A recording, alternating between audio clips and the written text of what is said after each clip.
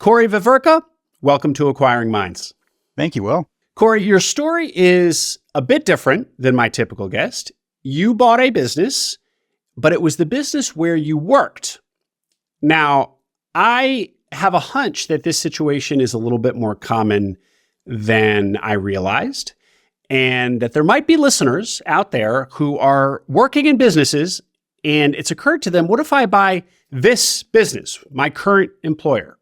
So really eager to hear how a deal like that might come about, how to put all that together. There's a lot to your story, so let's get right into it. Corey, please start us off with a little bit of background on you. Sure thing. So I started out my career as a mechanical engineer, worked for a big multinational engineering company, kind of moved up through the ranks a little bit. I think I was identified as a potential leader within this company. And I got moved out to San Francisco, which eventually led to me leading one of the departments for this engineering company. And the work was a niche part of the work in validation, making sure that pharmaceutical manufacturing facilities met regulatory requirements. So I kind of grew into some leadership side of things. Then a smaller company, TBS, the company that I own now, recruited me away. They needed some leadership. They had a big project. They needed somebody to come in and help them out with those types of niche services. And I had built up a little bit of a reputation in the industry. I knew the owner, and I saw that as an opportunity to grow. And that what was proffered a little bit was that there might be an opportunity to transition when I was recruited away, and this was 2002.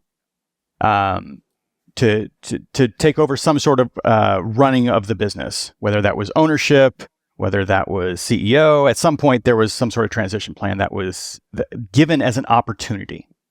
I was pretty young, though. I was 29 years old or so at that time. It took a few years. It took about 13 years, but we did finally make that happen. We made the deal happen, and we went through multiple iterations of trying to make it work. And one of those biggest sticking points that came up was how to finance that deal. Let me stop you there, Corey, because I don't want to get too far away from this backstory before we get into some of that, which we will deeply. When you were approached by this gentleman, what's his name? What can we call him? John. So John was the founder, owner, and ultimate seller of the business. Correct. Now, so John recruits you. You guys know each other from the industry. And he says, the job is this, it's a great job for these reasons. And oh, by the way, at some point in the near future, I anticipate retiring. So there might be an opportunity for you to step into my shoes, buy the business. He says that, but how seriously do you take that? Because that seems like it came true. So it was a real offer, but it also kind of feels like squishy. It was squishy. There was maybe he goes and sits on a beach somewhere and I just send him, royalty checks, but I run the business and take on the operations side of things. That was one model that we talked about. As we started working together, though, he realized that if he had his name on the company and he had the risk, he wanted to... He didn't want to just trust that I was running it and go sit on a beach. He either wanted to have it all or nothing, right? Yeah. So that's where the rub came. And we're going to pick that apart as well. So we're back in 2002. You're about 29. And are you somebody who has been entrepreneurial before? Are you somebody who expects to eventually be an entrepreneur? The idea of buying a business, does it seem crazy? Why do you think he extended this offer to you?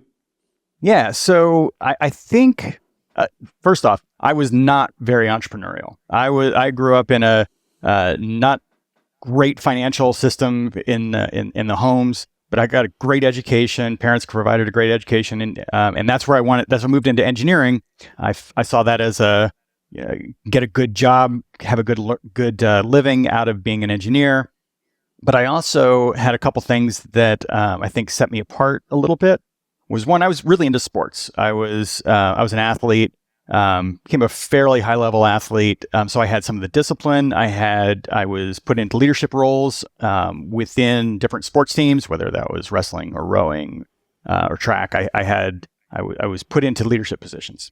And I parlayed those into leadership positions in the engineering world as well, and in the services side of things. So I think that came across a little bit when what John saw in me.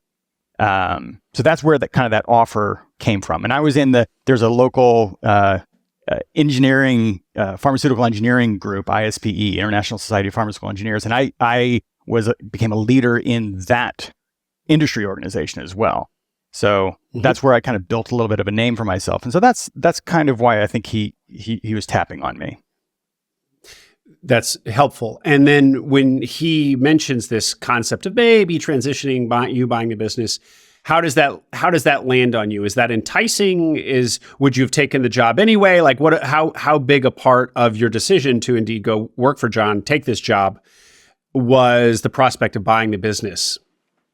The prospect of running the business was probably as much of the carrot as owning. At the time, the concept of owning, to me, I hadn't quite pieced together what that meant. So that wasn't the particular goal, but the concept of leading a company, that was absolutely the selling point of leaving the larger firm with a slower growth path.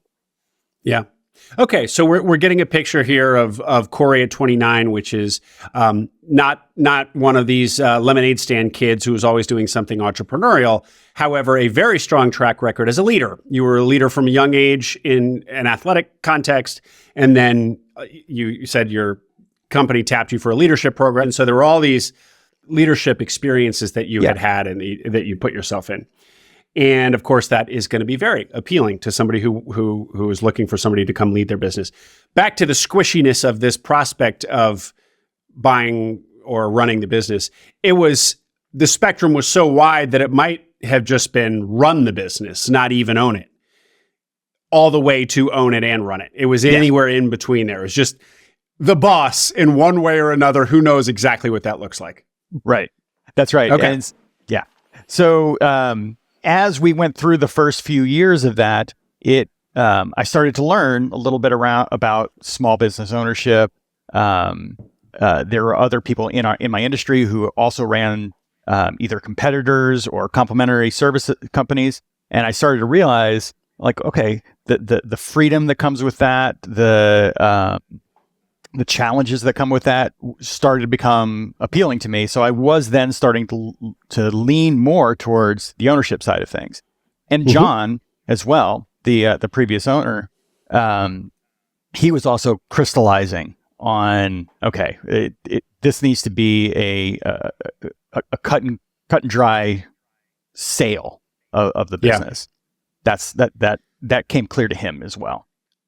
Over time, after you've gotten into the role and over years. I want to hear more about kind of the evolution of how your actual buying John out, right, kind of crystallized. But before we get into once you actually take this job, what does the business do? Sure. So whenever a new manufacturing facility is built that produces drug products, you have to show to the FDA and other regulatory agencies that the drugs that are being made there are produced in a facility and using equipment and systems that produce quality goods and produce quality drugs. A lot of these are injected, so there's a lot of testing that goes on to make sure that everything is hunky-dory. And so particularly in the follow-on to a construction project for a new facility, there's a lot of work that needs to be done, a lot of manpower to produce those test documents and ensure things are working. And so that's where we come in. We put a team on a project. Yeah.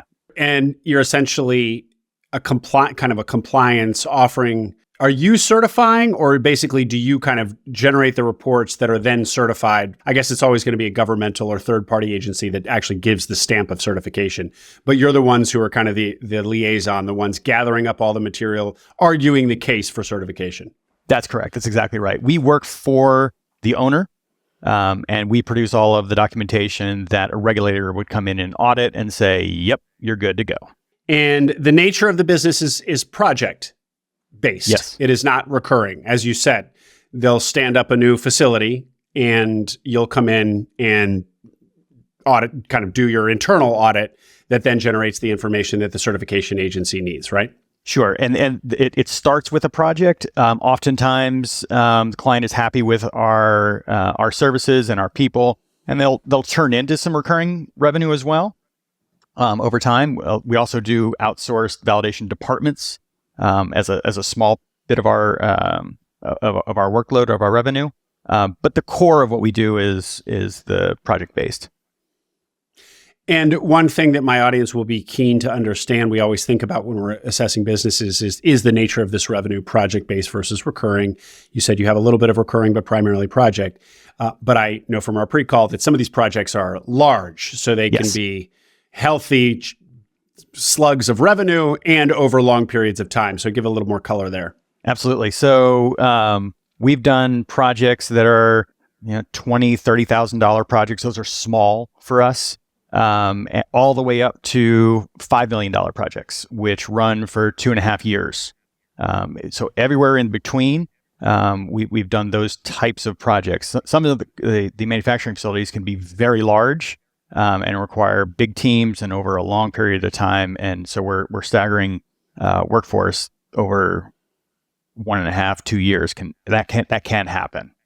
And what's your kind of right down the fairway project, the kind of median project? Medium project is a $500,000 to $750,000 job for a new manufacturing facility. That kind of gets us, that'll get a new manufacturing started up for a decent sized project.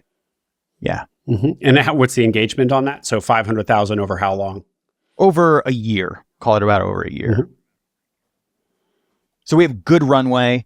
We have good heads up that the work is coming. We're not reactionary. Because it's on the tail end of a design and a construction, when we kind of come in at the end, we know when those projects are happening, and we're usually engaged early on in a project at a leadership level. So one of our senior PMs is on the project early, and then we know when we need to staff up with our execution resources. So from that standpoint, it's a very attractive pipeline that we don't need to have a whole lot of people on the bench just waiting for that client to call. Yeah, that is attractive because, of course, one of the reasons we all like recurring revenue so much is because it offers some predictability to future revenues.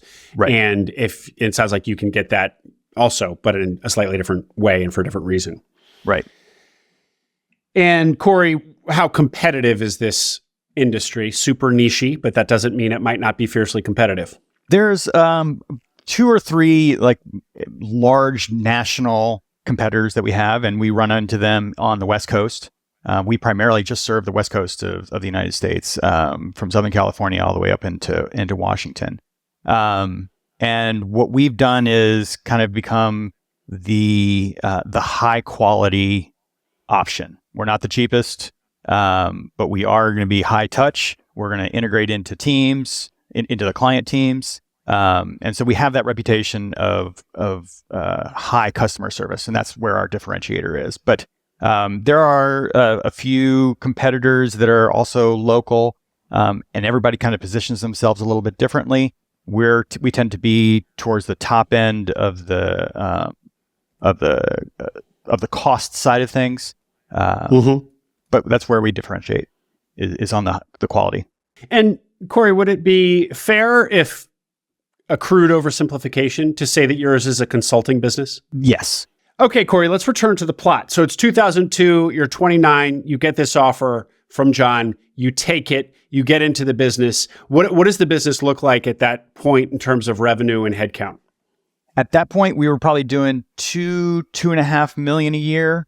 And when I joined, part of the reason I was joining is because John had just secured 2 major projects. So we really quickly ramped up to $6.5 million or so a year for a couple years. And that staffing level and that revenue lasted until about 2008. 2008, we was big economic crisis, and everything capital project wise shut down at that point. And we survived through that downturn because we had the only capital project in the Bay Area. And it was a decent sized project. I mean, that was a $2.5 million engagement. We had other little things going on as well, but the by being that high quality and being trusted, particularly in the Bay Area, we held on to that one big capital project and kept a staff of 13 or 14 or so going for through 2008 and into 2009 until things picked back up again. And so when you came in 2002, it was probably similarly sized, 12, 13, 14 people? Yeah. And then grew when you got to 6 and 6.5 million, that grew to how many people? Almost 30. Almost 30. And then back down to 13 or 14 people in 2008. So 6 or 7 years have come and gone. You've gone through this hard economic cycle. It's a small business, and you were brought in at the leadership level. So it's John, then you, then everybody else, right? Pretty much at that point. We also brought in another really high quality, another leader from one of our clients. We actually kind of stole away, caught him at the right time. And so there were three of us. Arnold, John, and I became the leadership team for TBS. Mm-hmm. And okay, so after these 7-ish years in the business, what of the possibility that Corey takes over the business? Where does that stand? So the biggest fear in my head at that point was like, okay, now if we're talking ownership, now I'm seeing, I've just lived through one of the big downturns, right? And so I kind of like, well, let me just pause a little bit on this, because I wanted to see where the business was going and if it was going to recover. So we kind of got to about 2012, 2013, things started picking back up again. And I was like, okay, that was a once in a lifetime kind of opportunity. I know things could happen again in the future, certainly. But all right, I kind of understand the business. I understand where the risks are and how to mitigate those. So I was feeling more comfortable. So we did start having some discussions around, all right, how can we make a deal happen? And what year was this? You said 13, 14? This is about 13. Yeah. 12, 13 is about where we started these discussions. Yeah. 12, 13. And so you've now been at the business for 10 years. And have you and John had any of that? Have you been having ongoing conversations? Or has it been the elephant in the room? Or has it kind of been forgotten? That was kind of a big, if squishy, feature of this relationship, and 10 years have come and gone. What's its role in your relationship? Yeah, no, it was always there. The discussions kind of happened one-on-one a little bit, and we were just kind of both feeling out where we wanted to be. At one point, John went to his bank even and asked, "Hey, would you guys fund a deal?" And they said no. That bank that he was using kind of said, "Nah, that's not something that we do." So that actually put a little bit of a pause on things, because John didn't see a way to finance the deal, and I didn't have money either. I didn't have a few $1 million to buy out the business at a fair price. So we kind of got stuck a little bit there for a while. And what John had sought was basically cash for him to take home and to finance and to provide the financing for you. So he was basically, really, you would have taken that loan from his bank to buy the business. That's correct. He was one of the things that was really important for him was that he not hold a note, right? He wanted, if he had the risk, he didn't want to also hold on to the note and then have to come back and try to save it later. That was kind of off the table from his perspective. And I totally understood that, right? Drawing a clear line was important to him. It made sense to me. So between that 2012, 2013 timeframe, we were kind of stuck. And was this discouraging to you? How much had you started putting your hopes and dreams in taking over this business? At that point, I was starting to like, okay, this is I am very interested in ownership, in having something that belongs, that I have the control over. And so, yes, I was looking at I want to do my own thing. And so, yeah, I started looking at maybe I just go off on my own and start my own business. Huh. At that point, that was kind of fallback option number one. Well, I also imagine you're kind of itching to be the number one guy, natural born leader that you are. John's been in the business the whole time, so you've been a deputy, but you haven't been the top dog. And I'm not saying you're ego driven or something, but it's naturally where you gravitate. Sure, absolutely. That's without a doubt. Okay, well, that's discouraging. And then what? Yeah, so then I'm a big Golden State Warriors fan, so I listen to sports talk radio and so I'm listening and talking about the Warriors, and radio ad comes on, and it's Comerica Bank, and we do SBA loans to finance owner buyouts of their existing company. I'm like, oh, really? That's a thing? So picked up the phone, like I'm driving, and I like scribble down the note, the phone number. Call up and talk to the head sales guy or lady who picks up the phone, and she's like, "How did you get my number?" I was like, "Oh, I got it on a radio ad." And she's like, "Really? We have radio ads?" So yeah, right. My reaction exactly, and that it worked. Not only a radio ad, but one that actually worked. Exactly. So she started probing into what the business was, what the revenue numbers were, what the EBITDA was. Kind of gave her some parameters.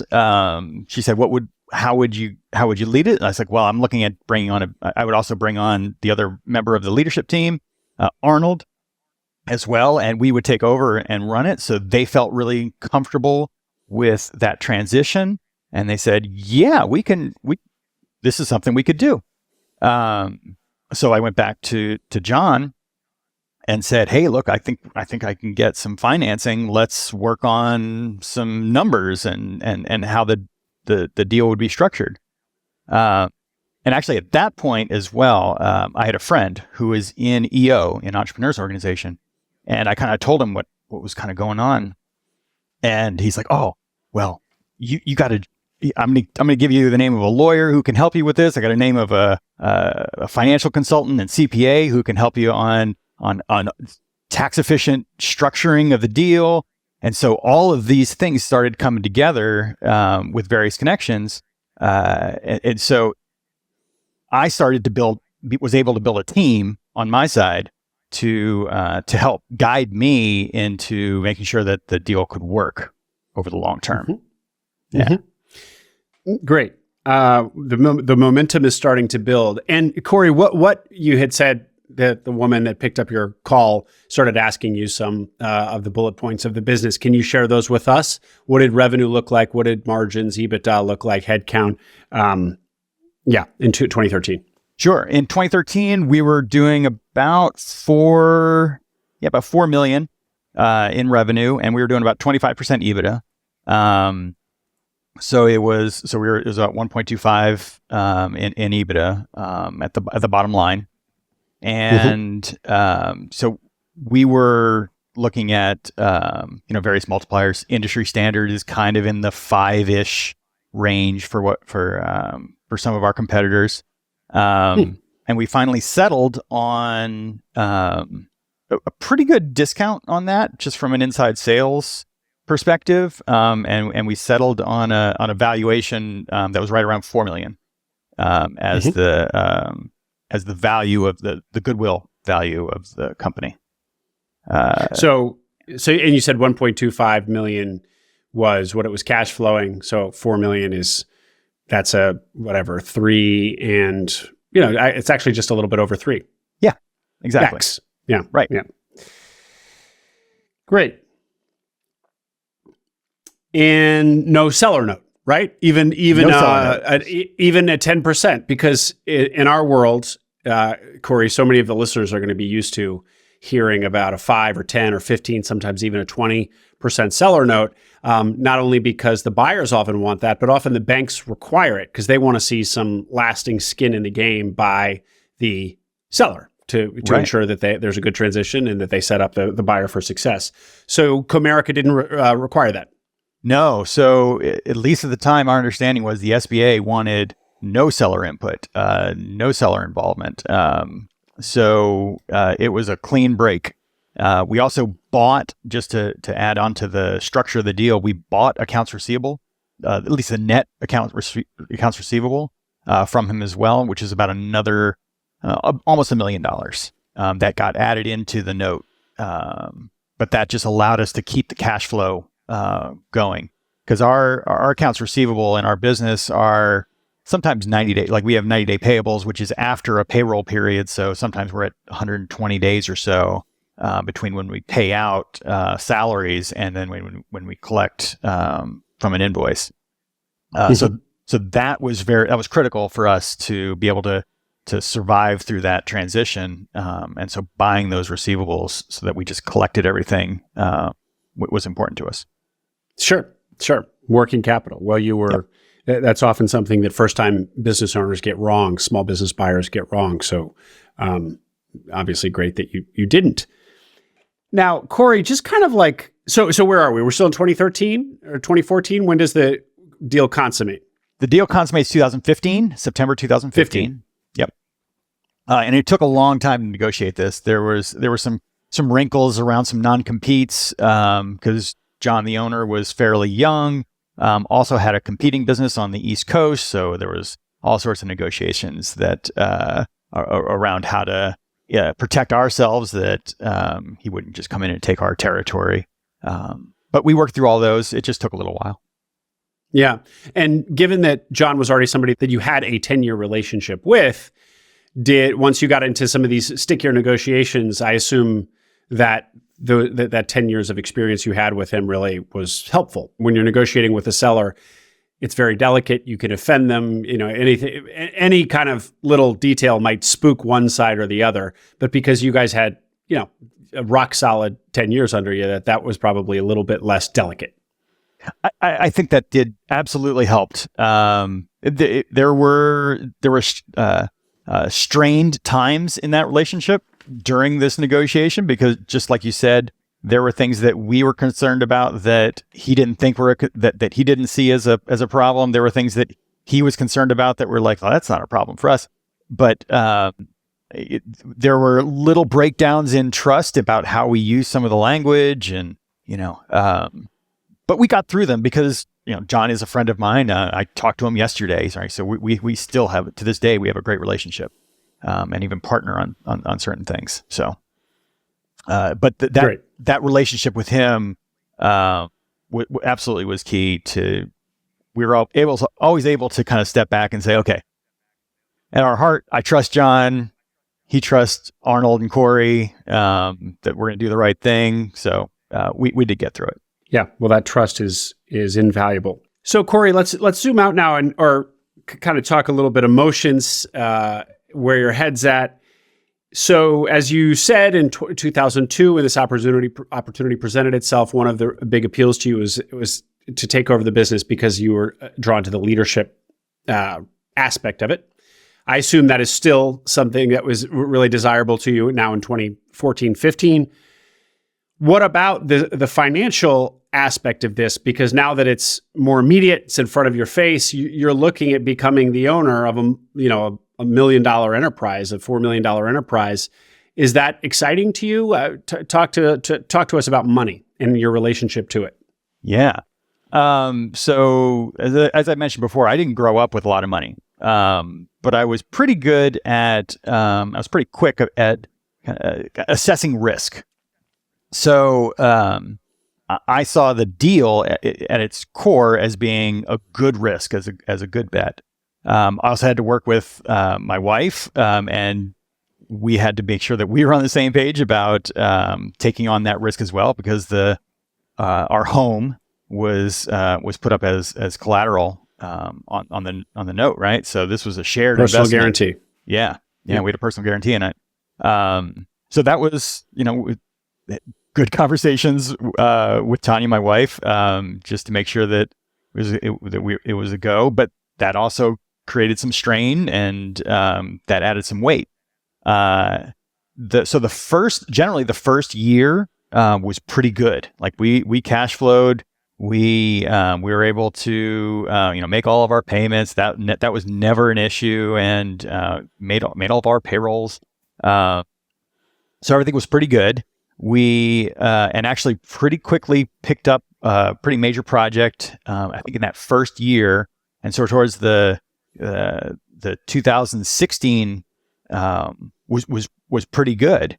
And so we're thinking that we're on the right track. We got a little loose with things in 2017.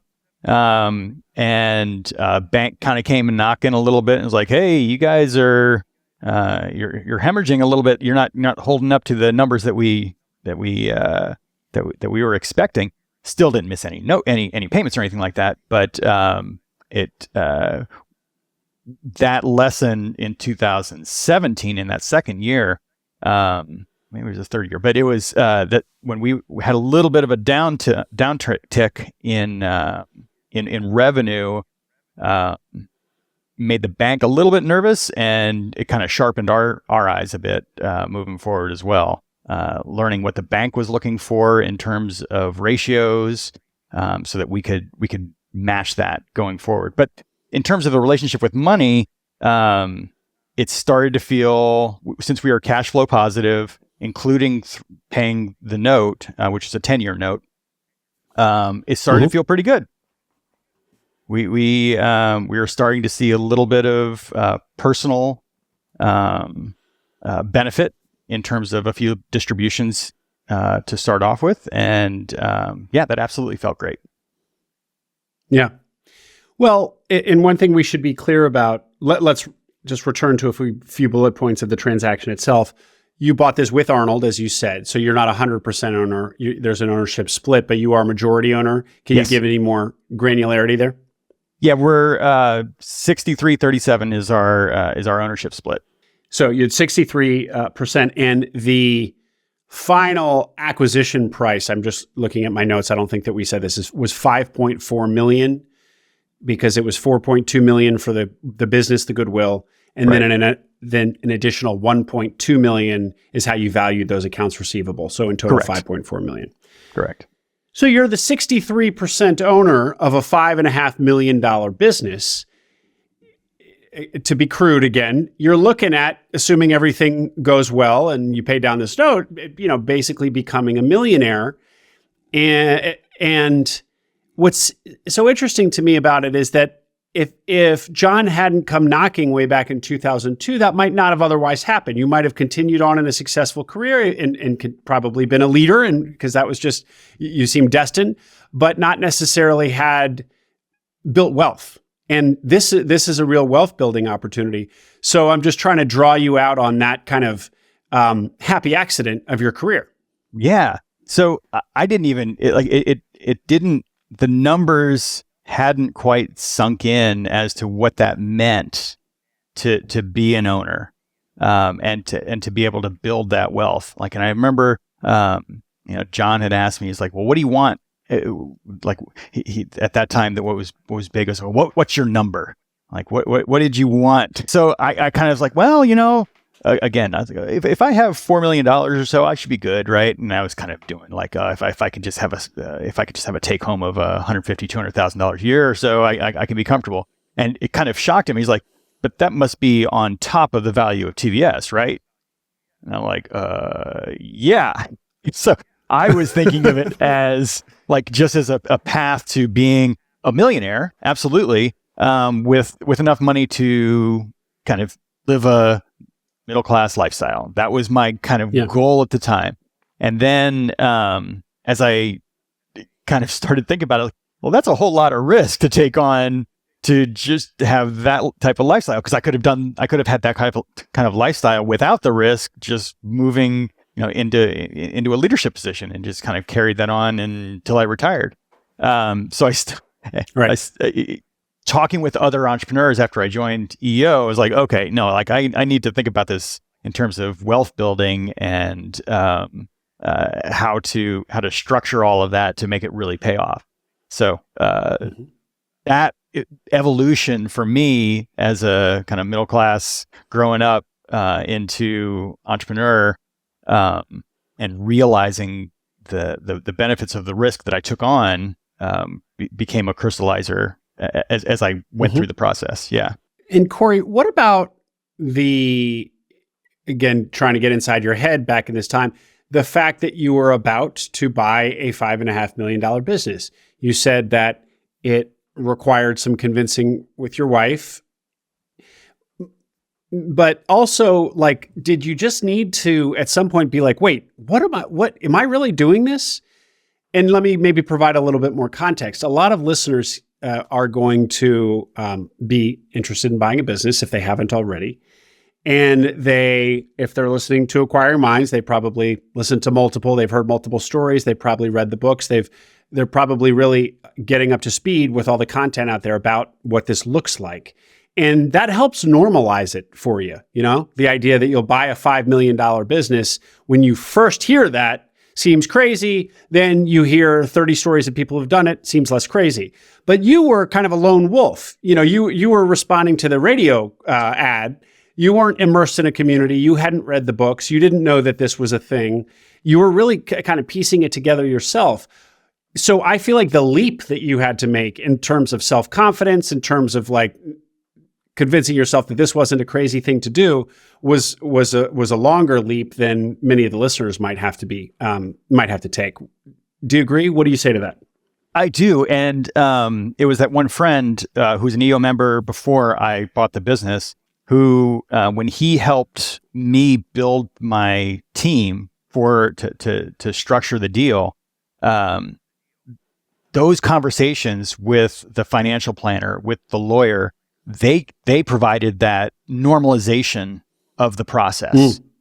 And there was three major people that were on that team that had done many deals of a similar structure, and so that kind of gave me the confidence that it can be done. And they were giving me guidance around, looking at the books about how to think about cash flow and how to mitigate, what kind of numbers you want to look at to analyze the feasibility of the deal. What would happen if clients started going away? How much revenue do I need to survive to keep the business going?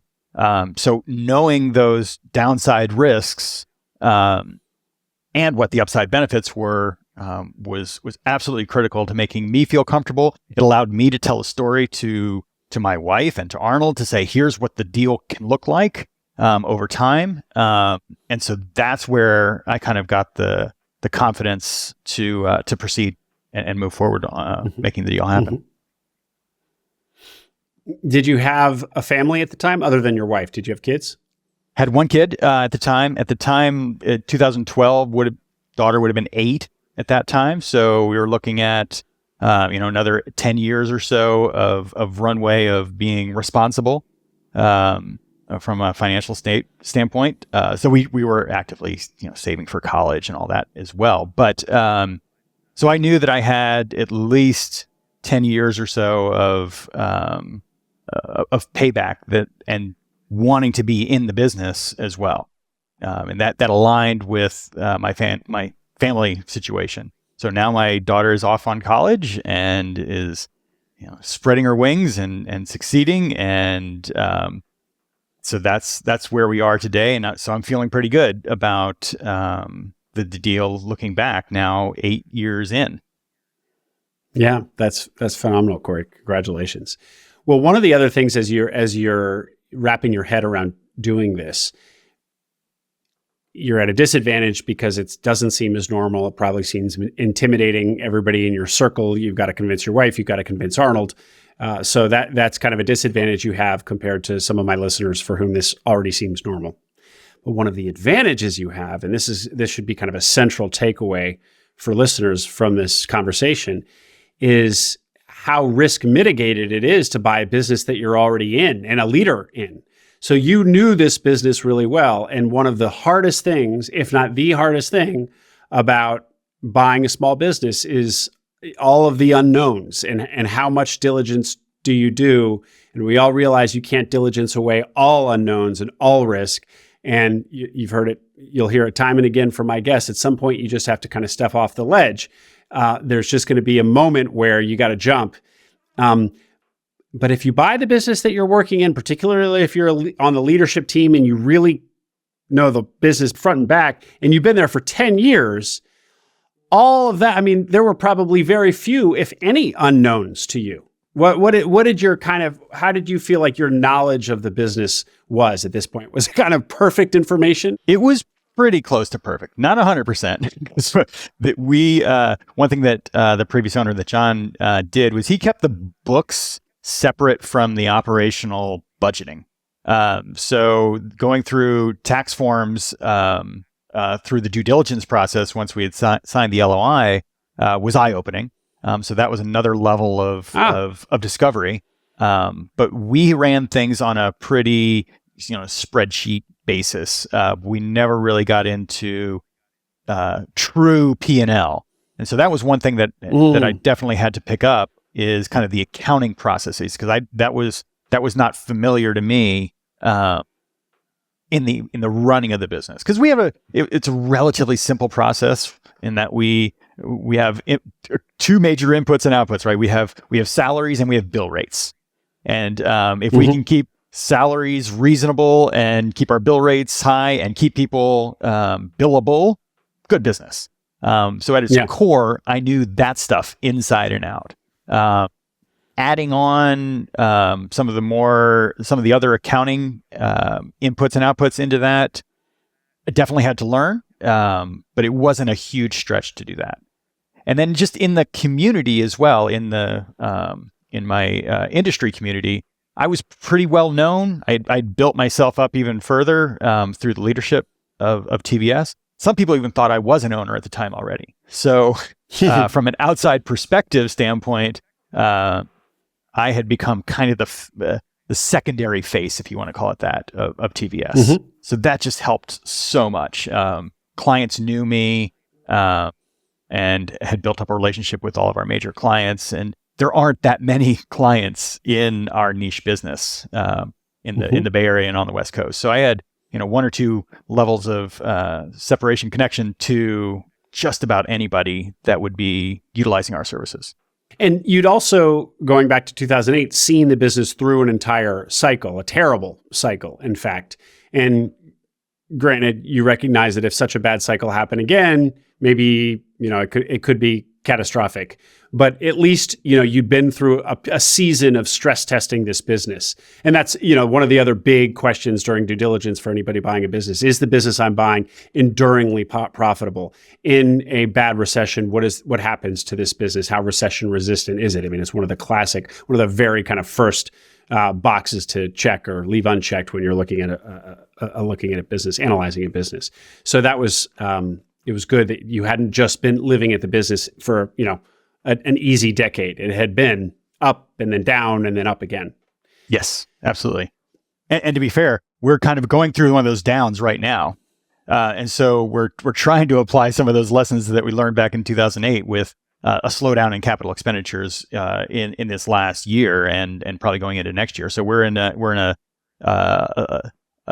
mitigation phase right now through these next couple of years, this last year and this year coming up.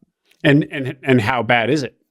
It's fairly bad. We're down about 40% or so in top line revenue, and in terms of bottom line profit, we're barely scraping by right now. But we see the light at the end of the tunnel, and so we're scrambling to survive and keep as many people on staff, the high quality resources that we have, and we're surviving and getting through.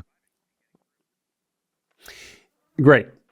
I'm glad to hear that, Corey. And why don't you actually also just fill in the gaps now? So you're basically 8 years in the business. Kind of give us a sense of what your tenure has looked like, and then where is the business today in terms of revenue and headcount, understanding that you're in a rough patch at this very moment. Sure. So we kind of peaked out at about $9 million in revenue last year, last full year. and was in the low 20s in EBITDA. So we were doing pretty well. I'd say. We were doing great. And then this year came, and it was, we're down to, I think we're targeting maybe 6 million or so, for this year. And, because we've tried to hold on to our staff, our bottom line numbers are, scraping the bottom, but we're getting by and maintaining our note payments. And so, we're investing in our future moving forward by keeping on our high quality resources. Mm-hmm. Well, if you got to 9 million last year, recognizing that was a peak year and that's not necessarily kind of the average, especially since you're having this dip now, but it sounds like you've doubled or kind of almost doubled directionally the size of the business from when you acquired it.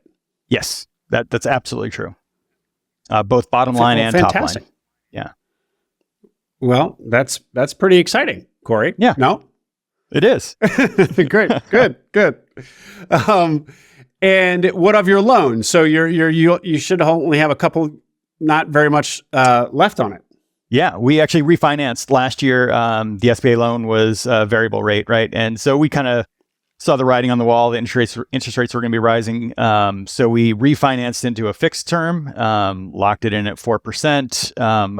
I guess that was about 18 months ago or so. And we got a little over a year left to go on that refi. And so looking forward very much to not having to write those checks every month to the back to the bank. Yeah. And you were able to refinance into a conventional loan because you'd been paying down your loan so reliably and had grown the business, and you were just a healthy borrower, I guess. Yeah. That's why they were kind of willing to let you do that. Yeah, and we had good balances on our bank accounts, so they saw that we kept a lot of cash because we just did. So they saw us as a good investment. We had a great relationship with our lender, and there was just a level of trust there that we could take our houses off of the SBA loan and just move it into primarily a loan that was backed by the cash flow of the business. Well, that's an enormous milestone. So you no longer have this PG, this personal guarantee guillotine over your neck. Yeah. That was a huge motivator. On top of the rising interest rates, that was a huge motivator for us to refinance as well, just to have that weight off. So feel really good about that. Great. Well, congratulations, Corey. And so you are, okay, so let's be optimistic, and in a year or two, you'll have paid down the loan that you refinanced into, so you won't have any more debt on the business. Can I ask how old you are now? 50. Turning 50 this week. So you're 50, and you are 60, whatever, 40, what was it, 64%? 63.37. Yep. 37% owner of a $9 million business in a good year. What is your role in the business today? Is it the same as it's always been, or what? And then, so answer that, and then I'll ask the follow-up. Sure. So we've actually done some restructuring within TBS. So Arnold has moved into the president role, and I've become kind of the visionary CEO type role.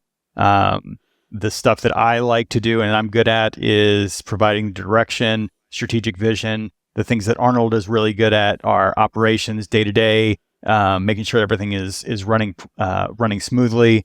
So we've shifted our roles a bit into that, and we're looking at different options moving forward. We're looking at Arnold maybe taking on more ownership stake and buying more out of me. We get offers just about every couple weeks of somebody looking to acquire our business. So that depending on, I get calls. I mean, you seem like a natural target, but I wouldn't have thought that often. But I don't really, I've never presided over a $9 million business. So go ahead.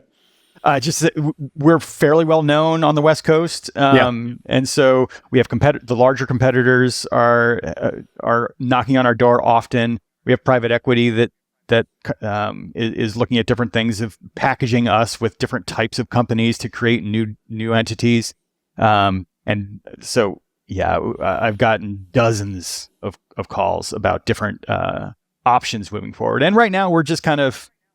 We're going to keep, we're holding those off at bay right now. What about your personal, how do you envision the next 10 years for you personally, Corey? Sure.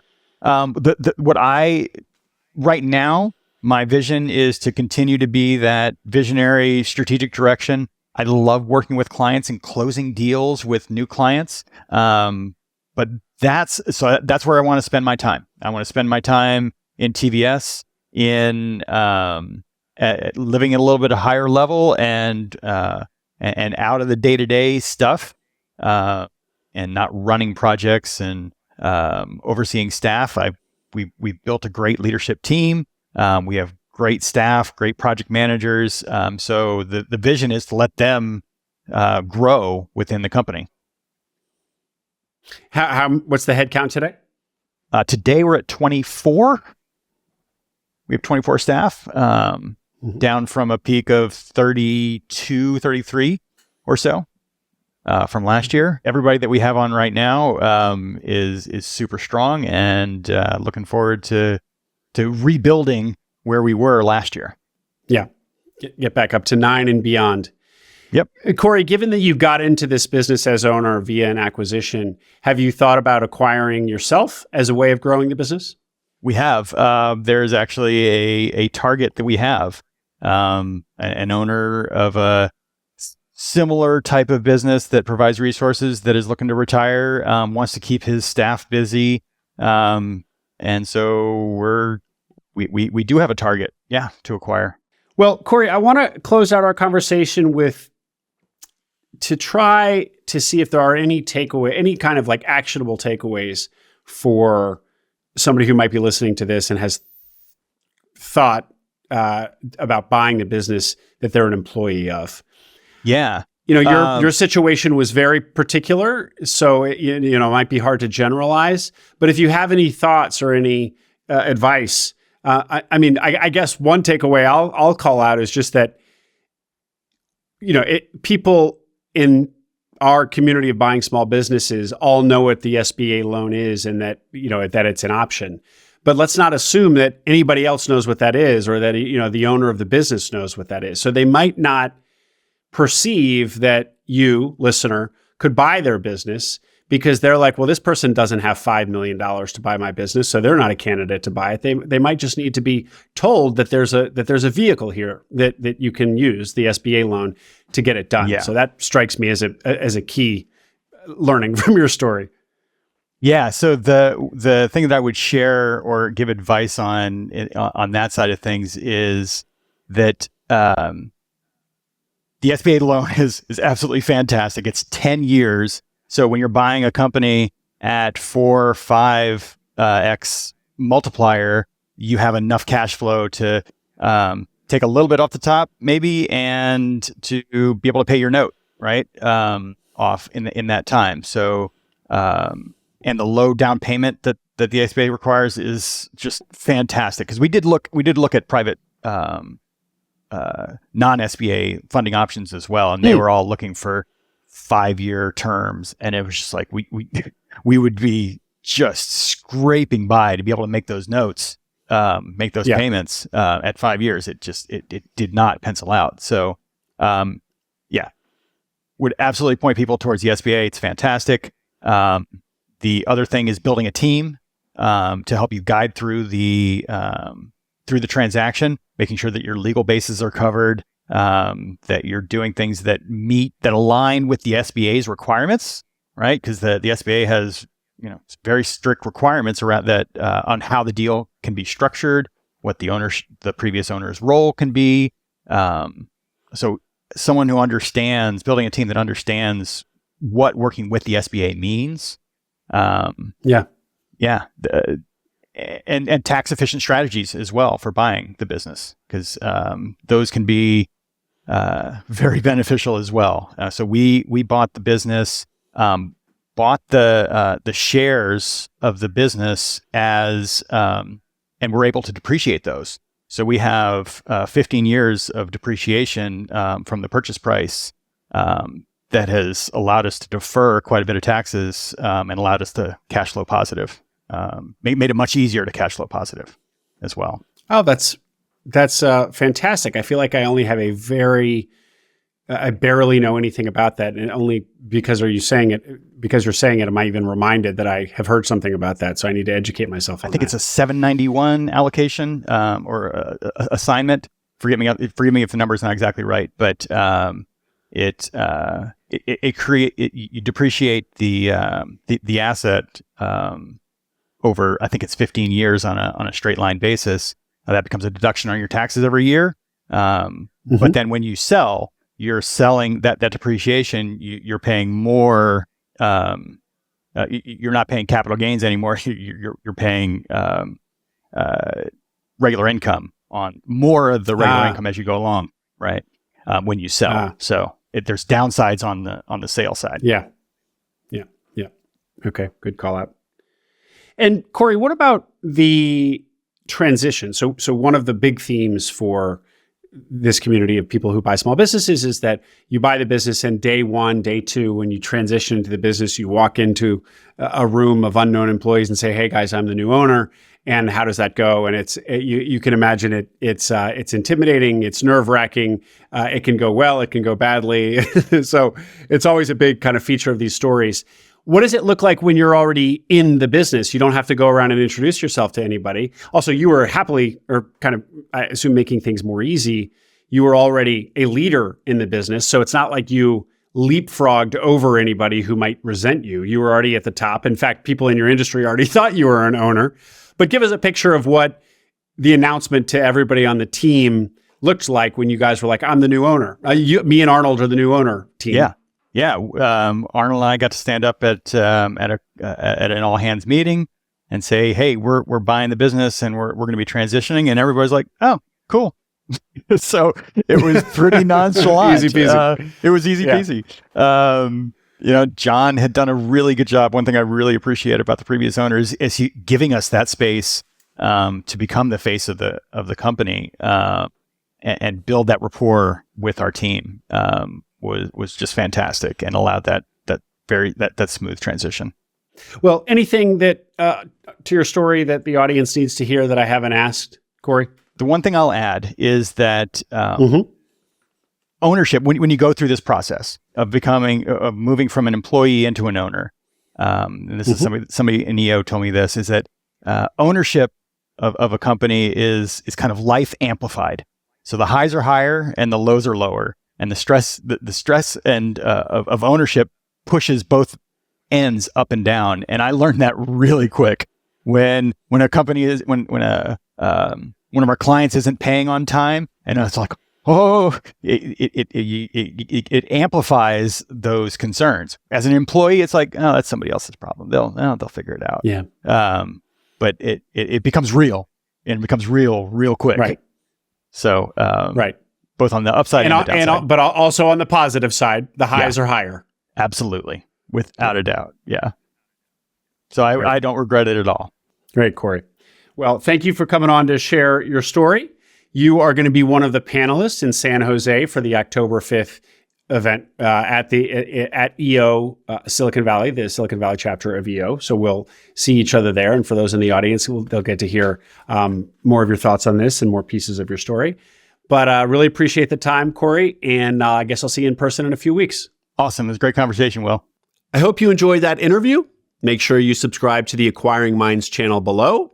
We are now publishing twice a week, so tons of new interviews and stories to come, stories that will help you along your own path to acquiring a business.